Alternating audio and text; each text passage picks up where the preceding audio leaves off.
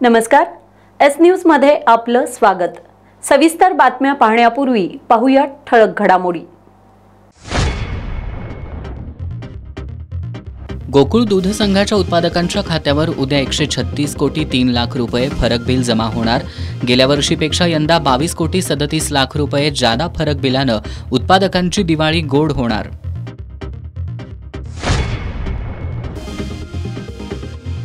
आमदार जयंत असगावकर यांच्या फंडातून गडहिंग्लज, आजरा, चंदगड या तालुक्यातील 150हून अधिक शाळांना स्मार्ट टीव्ही, खासदार शाहू महाराज छत्रपती आणि आमदार सतेज पाटील यांच्या उपस्थितीत स्मार्ट टीव्ही प्रदान कार्यक्रम संपन्न।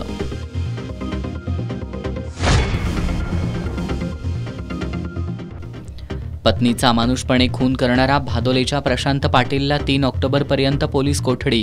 प्रशांतचे तृतीयपंथीयांशी अनैतिक संबंध, मयत रोहिणी यांच्या नातेवाईकांचा गंभीर आरोप।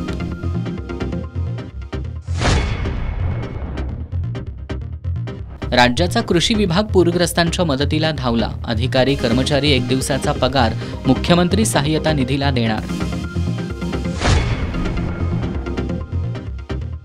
आणि राज्यातील अतिवृष्टीमुळे 12वी परीक्षेचे अर्ज दाखल करण्याची 20 ऑक्टोबरपर्यंत मुदतवाढ। हे आहे GTPL SPN डिजिटल नेटवर्क आणि आपण पाहत आहात चॅनल एस।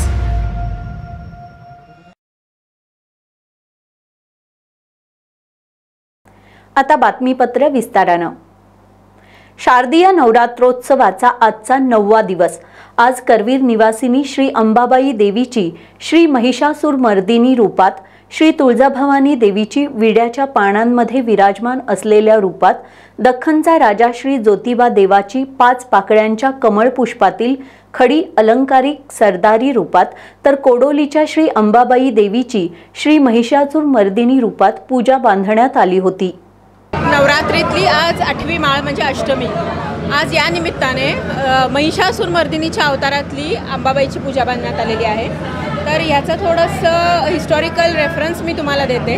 तर महिषासूर नावाचा एक राक्षस होता, जो रंभासूर नावाच्या राक्षसाचा मुलगा होता। त्याने ब्रह्मदेवाची भरपूर सेवा केलेली असल्यामुळे ब्रह्मदेवाने त्याला वरदान दिलं होतं की तुझ्या एवढा बलशाली कोणच नसेल आणि कोणीही तुला, पुरुष कुठलेही तुला मारू शकणार नाही किंवा देवताही तुला कुठल्या मारू शकणार नाहीत, फक्त एक स्त्रीच तुला मारू शकते। तर या देवदेवतांना आणि सर्व मनुष्यांना त्याने इतका त्रास दिलेला होता की सर्व मनुष्य आणि देवता विष्णू आणि शंकर भगवानांकडे गेल्या की ह्याच्यावरती काहीतरी मार्ग शोधून काढूया म्हणून। आणि मग ह्याच्यावरती मार्ग सर्व देवतांनी मिळून असा काढला की स्वतःच्या ऊर्जेतून महिषासुरमर्दिनीचा म्हणजे दुर्गा देवीचा जन्म झाला आणि दुर्गा देवीला त्यांनी साकडं घातलं की काहीही करून तुम्ही या महिषासुराला मारा म्हणून।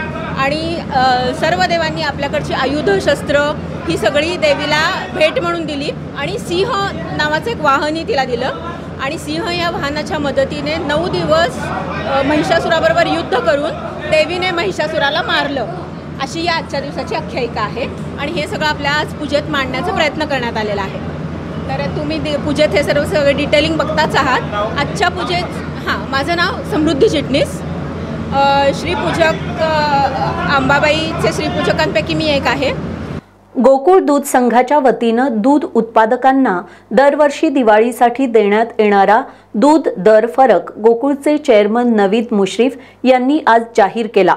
यावर्षीचा तब्बल 136 कोटी 3 लाख रुपये इतका दूध दर फरक दूध संस्थांच्या खात्यावर उद्या 1 ऑक्टोबर रोजी जमा केला जाणार आहे। दूध उत्पादकांच्या श्रमांचा सन्मान राखत आणि त्यांच्या आर्थिक उन्नतीसाठी कटिबद्ध राहत गोकुळ दूध संघानं यंदाही दिवाळीपूर्वी दर फरकाचा मोठा निर्णय घेतलाय। त्यानुसार दूध उत्पादकांना प्रतिवर्षीप्रमाणे यावर्षी अंतिम दूध दर फरकाचा लाभ मिळणार आहे। यंदाची दूध दर फरकाची तब्बल 136 कोटी 3 लाख रुपये इतकी उच्चांकी रक्कम 1 ऑक्टोबरला थेट दूध संस्थांच्या बँक खात्यावर जमा केली जाणार आहे। गोकुळचे चेअरमन नवीद मुश्रीफ यांनी पत्रकार बैठकीत ही माहिती दिली। दूध फरकाची ही रक्कम 1 जानेवारी 2024 ते 31 मार्च 2025 या कालावधीतील आहे। ही रक्कम गेल्या वर्षीच्या तुलनेत 22 कोटी 37 लाख रुपयांनी जास्त आहे। दूध दर फरकाच्या रक्कमेमुळे गोकुळच्या 5 लाख दूध उत्पादकांची दिवाळी आनंददायी होणार असल्याचं चेअरमन नवीद मुश्रीफ यांनी सांगितलं। आज आपण कोल्हापूर जिल्हा दूध उत्पादक संघ आपण दूध उत्पादकाच्या श्रमाचा सन्मान राखत आर्थिक उन्नतीसाठी आज आपण गोकुळ संलग्न दूध उत्पादकांना प्रतिवर्षीप्रमाणे यावर्षी अंतिम दूध फरक लाभ आपण देत आहोत. 136 कोटी 3 लाख रुपयाचा उच्चांकी रक्कम 1 ऑक्टोबर 2025 रोजी थेट प्राथमिक दूध संस्थाच्या बँक खात्यावर आपण उद्या आपण जमा करणार आहे. ही रक्कम गेल्या वर्षीच्या तुलनेत 22 कोटी 37 लाख इतकी आहे. म्हणजे दूध संकलन वाढल्यामुळं, दुधाची विक्री वाढल्यामुळं हे आपण जास्त दूध उत्पादक सभासदांना आपण त्याचा लाभांश या ठिकाणी आपण देत आहोत.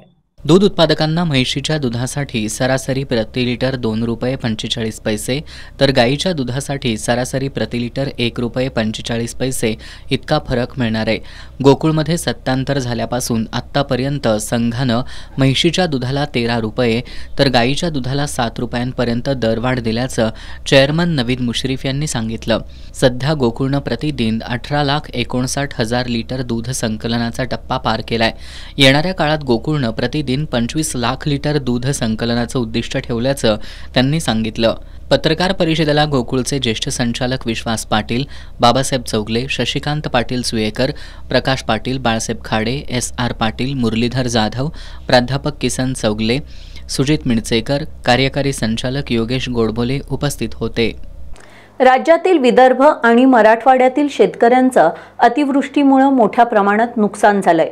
राज्याच्या विविध भागातून पूरग्रस्त भागातील शेतकऱ्यांसाठी मोठ्या प्रमाणावर मदत करण्यात येतेय. यामध्ये राज्याच्या कृषी विभागाचे सर्व अधिकारी आणि कर्मचारी आपला 1 दिवसाचा पगार मुख्यमंत्री सहाय्यता निधीकडे जमा करत यामध्ये योगदान देणार आहेत. कृषी मंत्री दत्ता भरणे यांनी ही माहिती दिली आहे. सप्टेंबर महिन्यात झालेल्या अतिवृष्टीचा विदर्भ आणि मराठवाड्याला मोठा फटका बसला. मराठवाड्यातील लातूर, धाराशिव, नांदेड, बीड, परभणी, संभाजीनगर या जिल्ह्यांसह पश्चिम महाराष्ट्रातील सोलापूर जिल्ह्यात शेतकऱ्यांची पिके पाण्यात गेली. अनेकांचे संसार पुराच्या पाण्यातून वाहून गेले. राज्यात सुमारे 60 लाख हेक्टर क्षेत्रावरील पिकांचं या पावसामुळे नुकसान झाल्याचा प्राथमिक अंदाज आहे. सरकारसह विविध पक्ष संघटनांच्या माध्यमातून पूरबाधित भागातील शेतकऱ्यांना मदतीचा हात दिला जातोय.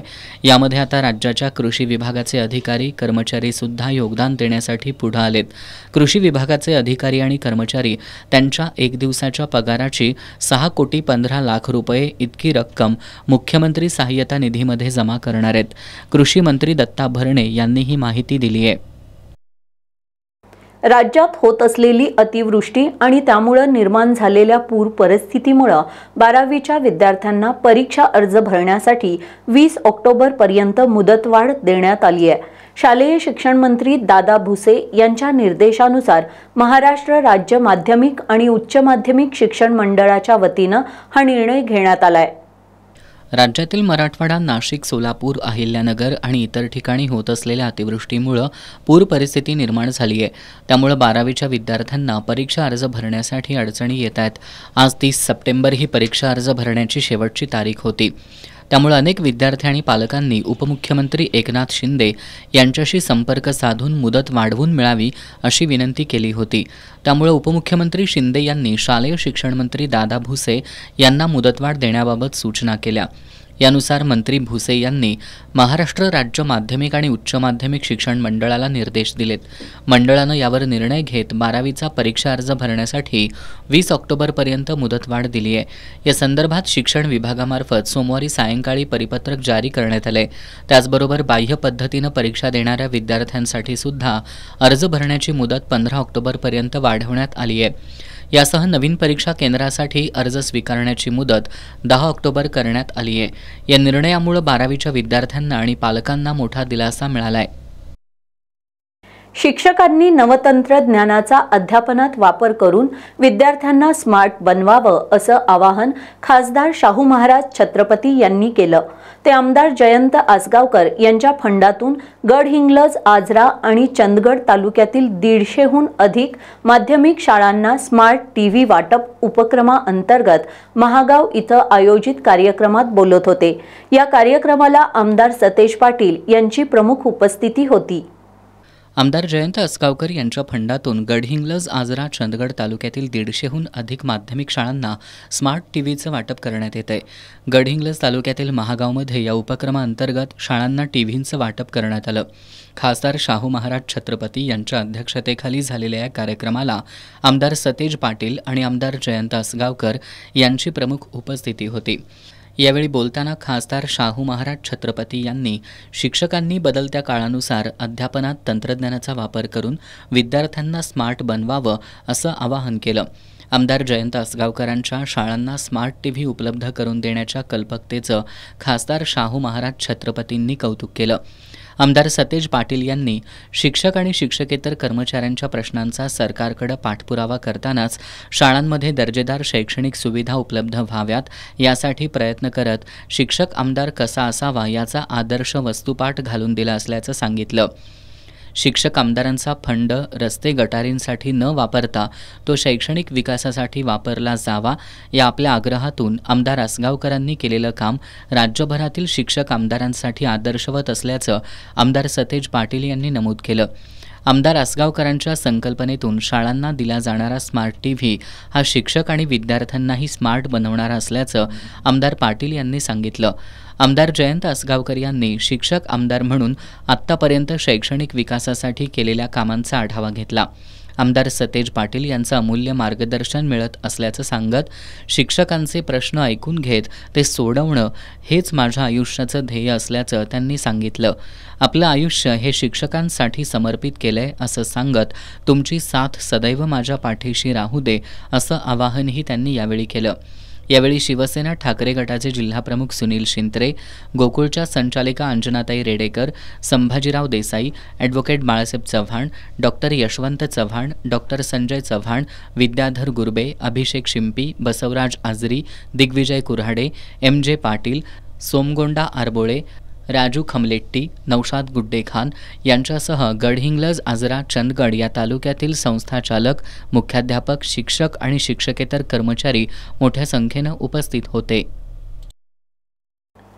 ऑपरेशन सिंदूरवेळी पंतप्रधान मोदींनी खून और पानी एक साथ नहीं बहेगा असं सांगितलं होतं. मग भारतानं पाकिस्तानशी क्रिकेट सामना खेळून काय साध्य केलं? नेते क्रिकेटची तुलना सैन्यासोबत करतायत, हे कितपत योग्य आहे असे सवाल MIMचे नेते खासदार असुद्दीन ओवेसी यांनी उपस्थित केलेत. ते इचलकरंजीमध्ये आयोजित जनसभेत बोलत होते. इचलकरंजीत सोमवारी सायंकाळी खासदार असदुद्दीन ओवैसी यांच्या जाहीर सभेचं आयोजन करण्यात आलं होतं. या सभेत बोलताना खासदार ओवैसींनी भारतानं पहलगाम हल्ल्यानंतर पाकिस्तानचं पाणी बंद करण्यासह व्यापार आणि अन्य संबंध तोडले असताना आशिया चषकात क्रिकेटचे सामने खेळून भारतानं नेमकं काय मिळवलं असा सवाल उपस्थित केलाय. पाकिस्तानबरोबर क्रिकेट सामना खेळायला भारत सरकारनं परवानगी दिल्यानं भाजपच्या राष्ट्रवादाचं पितळ उघडं पडलंय अशी टीकाही त्यांनी केली. त्यांनी आपल्या भाषणात प्रशासनानं पाठवलेल्या नोटीसचाही समाचार घेतला. मराठवाडा, विदर्भात अतिवृष्टीनं पिकांचं मोठं नुकसान झालं असून मुख्यमंत्र्यांनी या ठिकाणी ओला दुष्काळ जाहीर करून शेतकऱ्यांना मदत करावी अशी मागणी त्यांनी केली.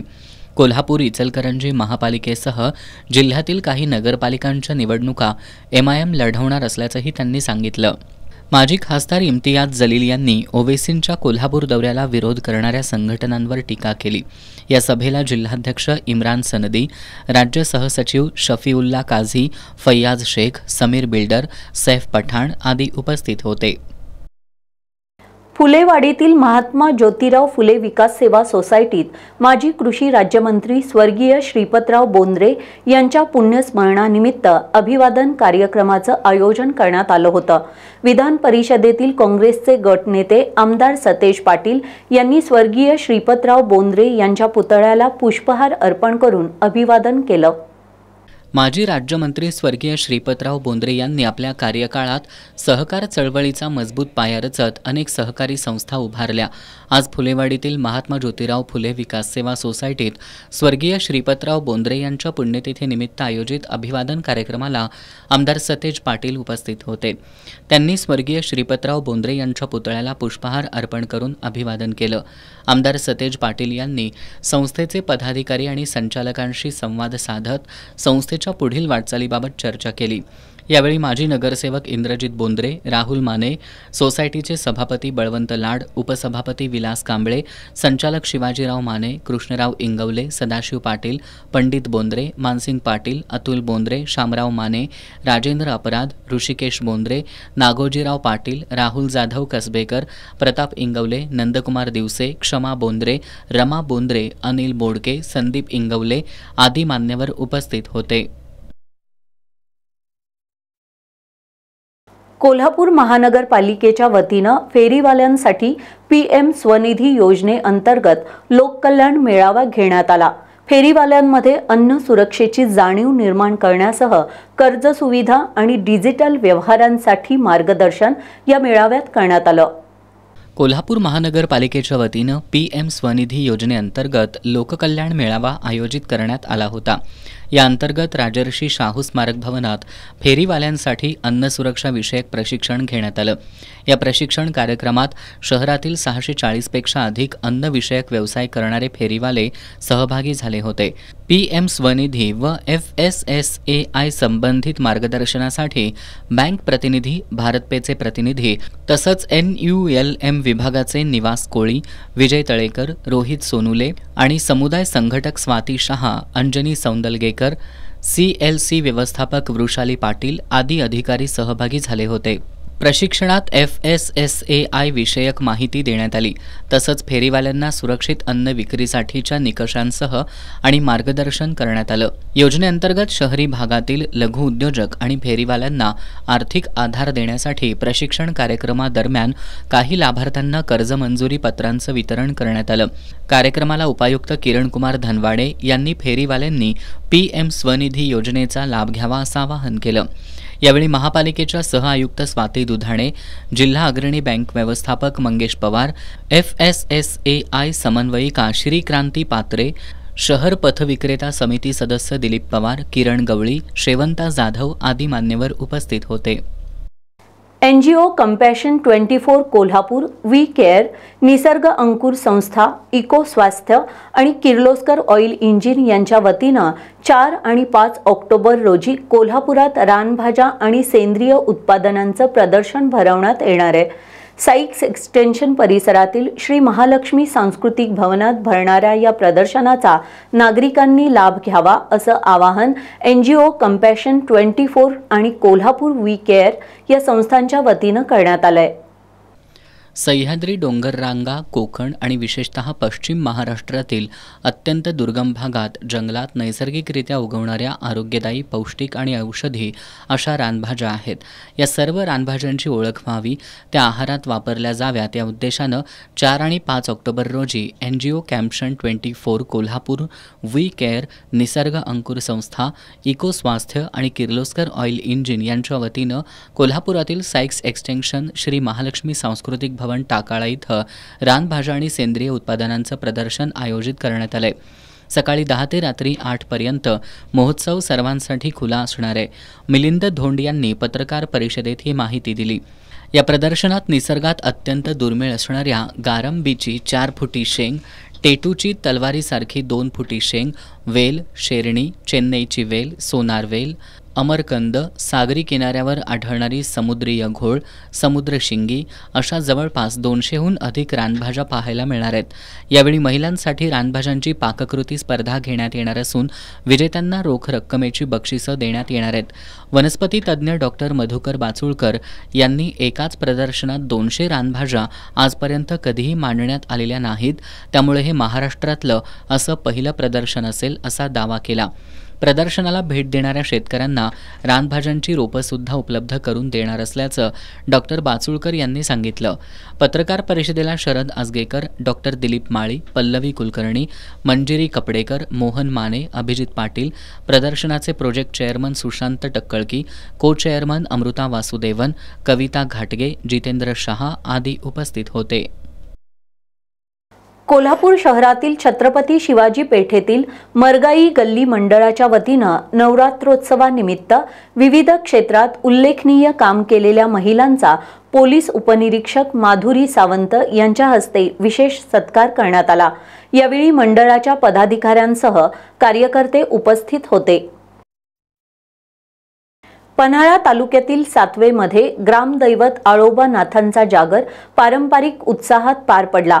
ढोल ताशांच्या गजरात श्री आळोबानाथाची पालखी काढण्यात आली।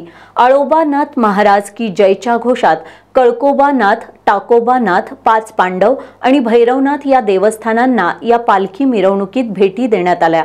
सातवे पंचक्रोशीतून भाविक मोठ्या संख्येनं या पालखी सोहळ्यासाठी सहभागी होते।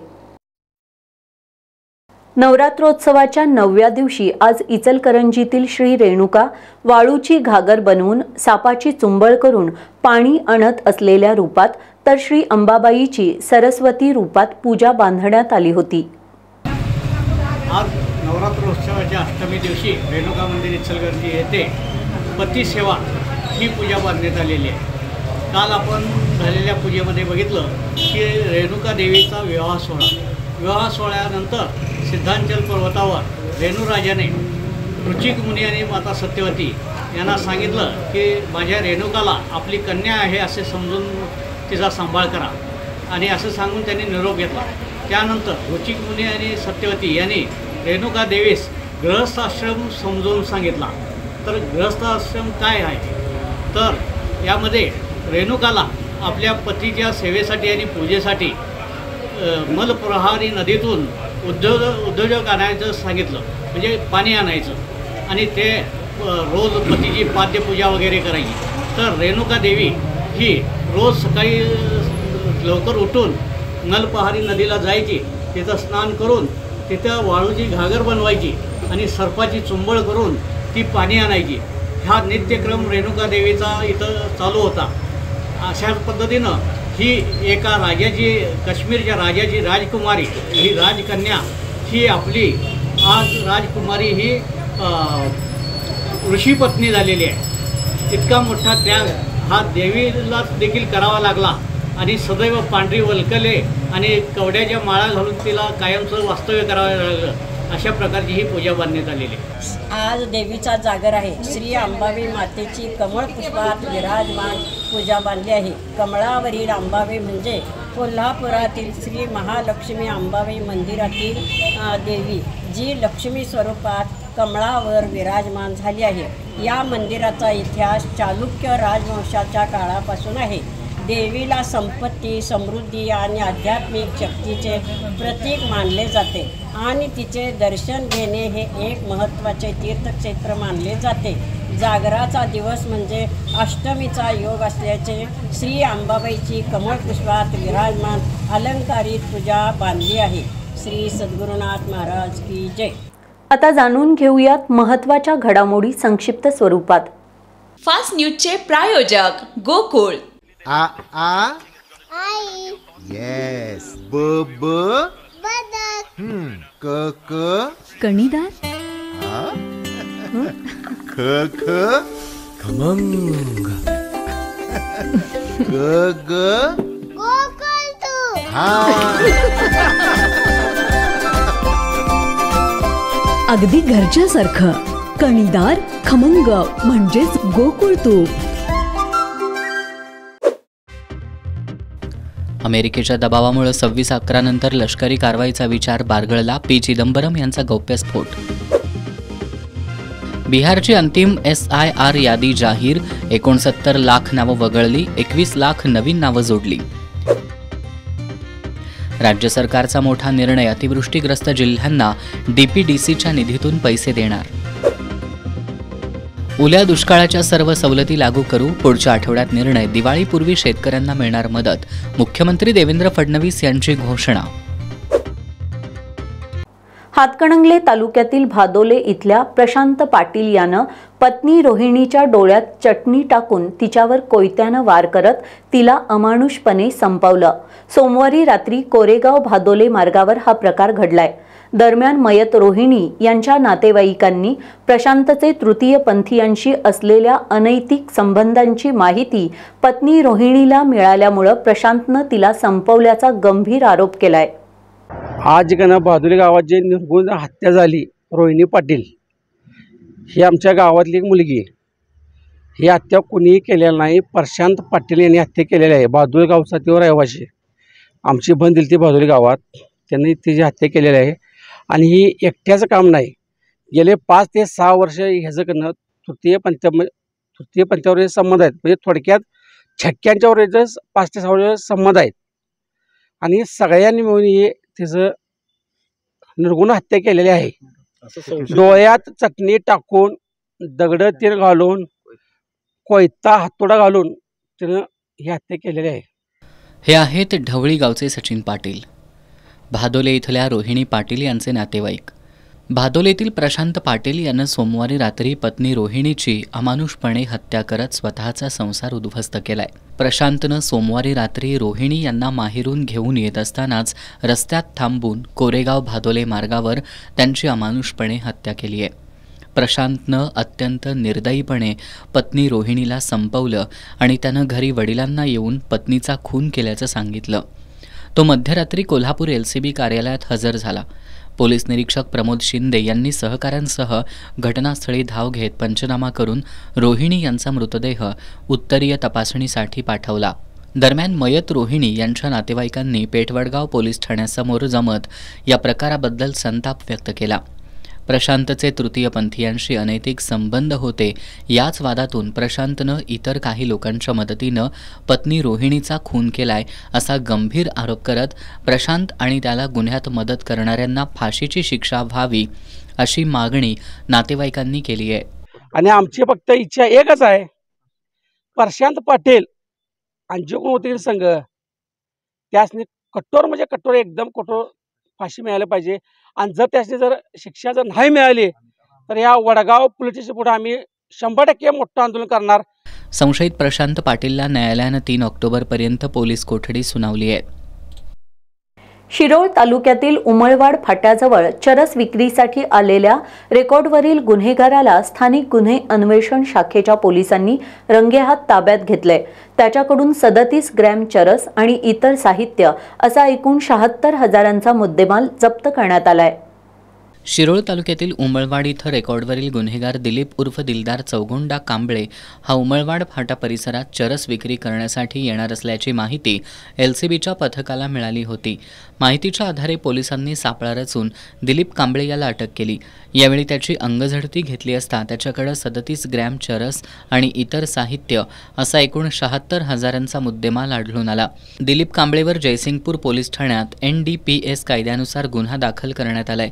दिलीप कांबळे विरोधात यापूर्वीही शिवाजीनगर, शाहूपुरी, राजारामपुरी आणि जयसिंगपूर पोलीस ठाण्यात NDPS अंतर्गत 4 गुन्हे दाखल आहेत. जयसिंगपूर पोलिसांकडून या प्रकरणी अधिक तपास सुरू आहे. LCBचे निरीक्षक रवींद्र कळमकर, उपनिरीक्षक शेष मोरे, पोलीस अंमलदार महेश पाटील, महेश खोत, संजय कुंभार, शुभम संगपाळ, लखन पाटील, संजय पडवळ, अशोक पवार, सुशील पाटील, राजेश राठोड, अनिल जाधव यांच्या पथकानं ही कारवाई केली. फुलेवाडी रिंग रोडवरील नृसिंह कॉलनीतील महेश राख या तरुणाच्या खून प्रकरणी ऋषभ उर्फ मगर विजय साळोखे या संशयिताला करवीर पोलिसांनी अटक केली आहे. आज त्याला न्यायालयात हजर केलं असता न्यायालयानं त्याला 5 दिवसांची पोलीस कोठडी सुनावली आहे. कोल्हापुरातील फुलेवाडी रिंग रोडवरील नृसिंह कॉलनीत महेश राख या तरुणाचा धारधार शस्त्रांनी खून करण्यात आलाय. या प्रकरणी आतापर्यंत 8 संशयितांना अटक करण्यात आली असून सोमवारी ऋषभ उर्फ मगर साळोखे या 9व्या संशयिताला करवीर पोलिसांनी अटक केली आहे. आज त्याला न्यायालयात हजर केलं असता न्यायालयानं त्याला 5 दिवसांची पोलीस कोठडी सुनावली आहे. कोल्हापूर कॅन्सर सेंटरचं रमाई ऑन्कोलॉजी नर्सिंग कॉलेज राज्याच्या आरोग्य सेवेची नवी दिशा ठरेल असा विश्वास बिद्री साखर कारखान्याचे संचालक भूषण पाटील यांनी व्यक्त केला. कोल्हापूर कॅन्सर सेंटरच्या post basic diploma in oncology nursing अभ्यासक्रमाच्या शुभारंभाप्रसंगी ते बोलत होते. कोल्हापूर कॅन्सर सेंटरच्या रमाई अँकोलॉजी नर्सिंग कॉलेजमधील post basic diploma in oncology nursing अभ्यासक्रमाचा शुभारंभ बिद्री साखर कारखान्याचे संचालक भूषण पाटील यांच्या हस्ते करण्यात आला. यावेळी बोलताना पाटील यांनी या अभ्यासक्रमामुळे राज्यातील कॅन्सरविरोधी मोहिमेला नवं बळ मिळेल असा विश्वास व्यक्त केला. वैद्यकीय शिक्षण मंत्री हसन मुश्रीफ आणि पालकमंत्री प्रकाश आंबेडकर यांच्यामुळे कोल्हापूर जिल्हा आरोग्याच्या क्षेत्रात सक्षम होत असल्याचं सांगत भूषण पाटील यांनी कोल्हापूर कॅन्सर सेंटरच्या आधुनिक सुविधा आणि अनुभवी तज्ज्ञांमुळे विद्यार्थ्यांना प्रगत प्रशिक्षण मिळणार असल्याचं नमूद केलं. डॉक्टर सूरज पवार यांनी हा अभ्यासक्रम शासकीय तसंच खासगी नर्सेससाठी सुवर्ण संधी ठरेल असं सांगितलं. डॉक्टर रेश्मा पवार यांनी या अभ्यासक्रमामुळे कॅन्सर विरोधी मोहिमेसाठी प्रशिक्षित मनुष्यबळ मिळणार असल्याचं सांगितलं. यावेळी नर्सिंग कॉलेजमध्ये प्रवेश घेतलेल्या पहिल्या 10 प्रशिक्षणार्थींचा मान्यवरांच्या हस्ते सत्कार करण्यात आला. कार्यक्रमाला डॉक्टर डी.वाय. पाटील नर्सिंग कॉलेजचे प्राचार्य डॉक्टर उमरानी जे, कोल्हापूर मेडिकल असोसिएशनचे अध्यक्ष doctor R.M. Kulkarni, doctor Sandeep Patil, प्राचार्य नागेश गुंडप आदी मान्यवर उपस्थित होते. कालच्या पिढीतले खेळ आजच्या पिढीसाठी या संकल्पनेतून कोल्हापुरातील प्रतिभानगरमधील लोकमान्य विद्यालयात पारंपरिक बैठ्या खेळांचा कार्यक्रम पार पडला. जॉईंट्स ग्रुप ऑफ कोल्हापूर आणि लोकमान्य विद्यालय यांच्या संयुक्त विद्यमानं आयोजित या उपक्रमाला विद्यार्थ्यांचा, शिक्षकांचा भरघोस प्रतिसाद लाभला. आजच्या बदलत्या जीवनशैलीत पारंपरिक बैठे खेळ नामशेष होत चाललेत. कवड्या, पटसोंगट्या, काचा हे खेळ आता मुलांना माहितीसुद्धा नाहीत. मुलांना या खेळांची माहिती व्हावी यासाठी कालच्या पिढीतले खेळ आजच्या पिढीसाठी या संकल्पनेतून प्रतिभानगरच्या लोकमान्य विद्यालयात पारंपरिक बैठे खेळ खेळण्यात आले. जायंट्स ग्रुप ऑफ कोल्हापूरच्या सहकार्यानं आयोजित या उपक्रमात बिट्ट्या हा खेळ लक्षवेधी ठरला.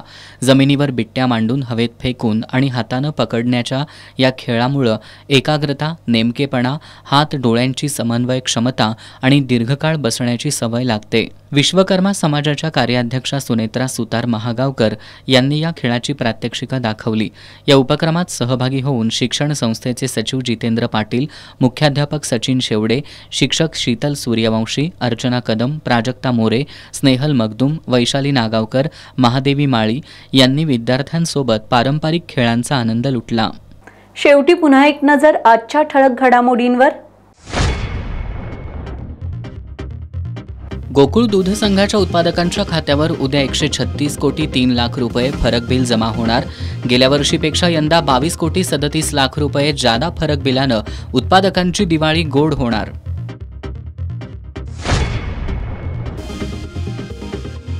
आमदार जयंत असगावकर यांच्या फंडातून गडहिंग्लज, आजरा, चंदगड या तालुक्यातील 150हून अधिक शाळांना स्मार्ट टीव्ही, खासदार शाहू महाराज छत्रपती आणि आमदार सतेज पाटील यांच्या उपस्थितीत स्मार्ट टीव्ही प्रदान कार्यक्रम संपन्न.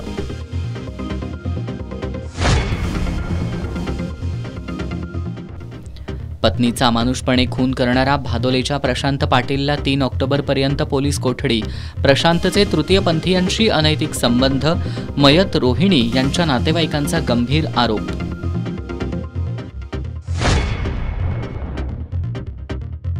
राज्याचा कृषी विभाग पूरग्रस्तांच्या मदतीला धावला. अधिकारी कर्मचारी 1 दिवसाचा पगार मुख्यमंत्री सहाय्यता निधीला देणार. आणि राज्यातील अतिवृष्टीमुळे 12वी परीक्षेचे अर्ज दाखल करण्याची 20 ऑक्टोबरपर्यंत मुदतवाढ. याबरोबरच आजचं बातमीपत्र संपलं. नमस्कार.